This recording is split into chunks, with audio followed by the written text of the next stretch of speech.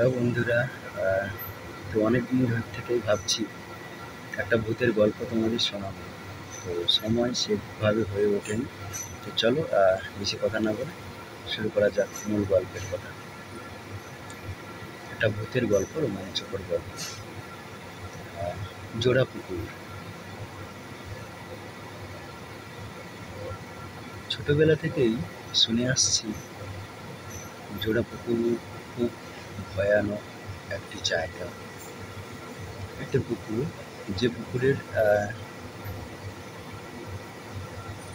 চৌরাস্তার মোড়ে ফাঁকার দিকে ওই পুকুরটা অবস্থিত। তো ওই পুকুরের পাশ দিয়ে যদি কেউ রাতে যাতায়াত করে একাকী, ওর কিন্তু ভয়ে গাটা ছমছম করে ওঠে। তো অনেক গল্প ওই পুকুরকে নিয়ে শোনা, তো কোনোদিন বাস্তবের সঙ্গে পরিচয় হয়ে ওঠা হয়নি। তো আজকে আমি বাস্তব অভিজ্ঞতাটুকুই আপনাদের সঙ্গে শেয়ার করলাম। একদিন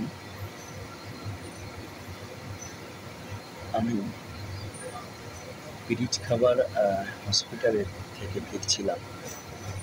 তখন সন্ধ্যে 9:30 বাজে। ওইরকম সময়টা প্রচুর বৃষ্টি হতেছিল, চারিদিক কালো অন্ধকারে মেঘ ঢাকা, মানে আলো বলতে নেই। তো তখন রাস্তাঘাটে এতটা পরিমাণ আলো ছিল না, কারণ নতুন কারেন্ট এসেছিল প্রত্যেকের বাড়িতে।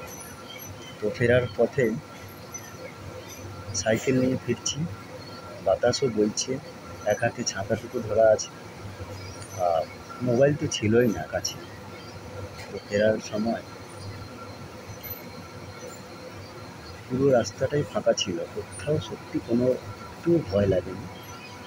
বাট যখনই ওই পুকুরটার কাছাকাছি আসতেই জানি না কেন প্রচুর পরিমাণ ঘাম ঝরে ভয়ের কারণে, এবং সাইকেল থেকে চেনটা কিন্তু ওখানটাই পড়ে গেছিল ওই পুকুরটার কাছে আসতে। তখন কি অবস্থা, মানে এইরকম একটা পরিস্থিতিতে একা অন্ধকারে সত্যি খুব ভয়ের ছিল।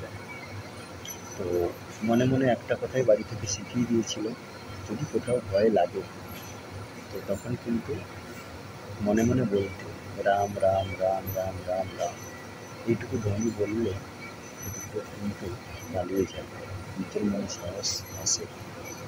তো যেই মনে আসলো, মনে মনে উচ্চারণ করতে লাগলাম রাম রাম রাম রাম, আর সাইকেলের চেনটাকে তুলতে লাগলাম। সাইকেলের চেনটা তো তোলা হয়ে গেল, কিন্তু ওইখান থেকে তো সাইকেলটা চেপে বাড়ির দিকে যাবো, ওইটুকু সাহস কিন্তু আর নিজের মধ্যে নেই। মনে হয় যেন এই আমাকে কেউ না কেউ ধরে, এই আমাকে কেউ না কেউ ডাকছে, এই আমাকে কেউ না কেউ কিছু ধরে টান দিচ্ছে, এরকমই একটা স্বাভাবিক পরিস্থিতির মধ্যে। তো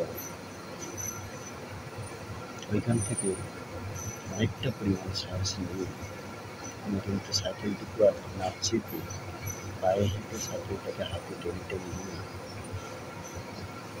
2-5 মিনিট হাঁটার পর সাইকেলে চাপলাম এবং বাড়ির দিকে চলা।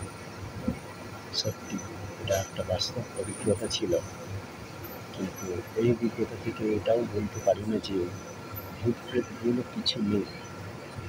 শুধু এইটুকু বলা যে অনেকই গল্প থাকে, যে গল্পগুলোকে বাস্তবের মিল অনেকটাই থাকে। তো বন্ধুরা, এই গল্পটা আমার প্রথম গল্প দিলাম, তো তেমনভাবে সাজিয়ে গুছিয়ে বলতে পারলাম না হয়তো। গল্পটা সবাই শোনো, যদি ভালো লাগে কমেন্ট বক্সে বলে যেও। পরে অনেক গল্প পাবে, ভূতের হোক, ছাত্র জীবনের হোক, ভালো লাগার হোক, ভালোবাসার হোক। সবাইকে ধন্যবাদ। আর